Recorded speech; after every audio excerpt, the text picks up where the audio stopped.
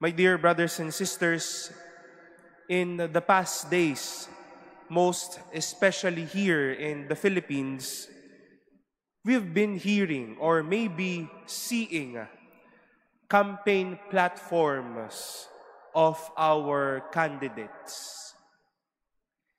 Baka po may ilan dito tumatakbo. Mayroon po ba? And we hear or see them saying this, I will do this, I will do that, I will start this, and I will start that. And maybe for some, they will be captured by the convincing words of these people. At tila parang masasabi po natin, parang alam niya yung gagawin niya. Buo yung kanyang kalooban sa sinasabi niya. Malakas yung paninindigan ng taong ito. But at the case of everything, we may hopefully not end our attraction by acknowledging their conviction, but their power to make it true. From convincing us to letting us see that these things can come to fulfillment.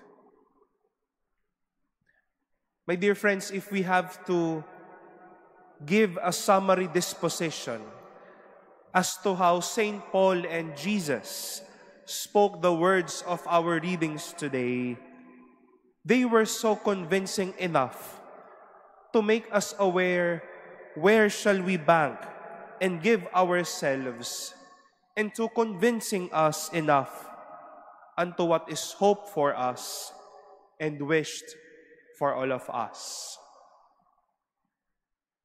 But their conviction did not end by conviction itself.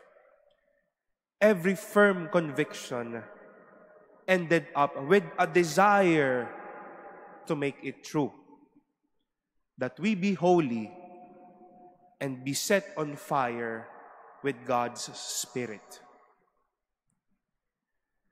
You know, it will always be a wonderful and a heartfelt experience to be with people who are not only convinced, but who would like to see things fulfilled. People who are zealous enough and yet passionate to make it true.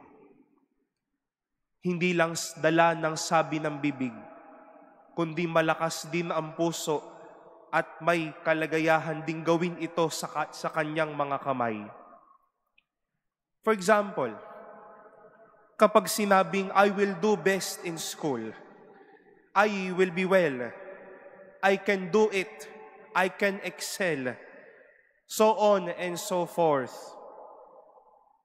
then do not only be convinced by saying it, but be convinced in doing it.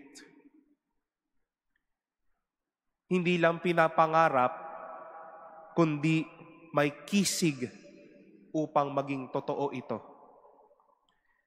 Hindi lang malakas at matapang magsalita, pero buo ang loob para maging totoo ito.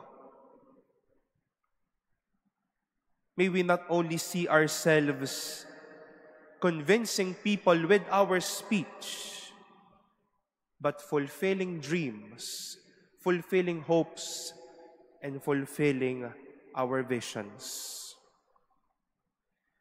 Minsan po kasi, madadaan ang pagkakumbinsi sa lakas ng boses. Pero nawawala naman ang saysay ng lakas ng pagkukumbinsi kung ayaw na maging totoo nito araw-araw. Convince not only with a loud voice, but also with a big heart. A heart ready to make it true.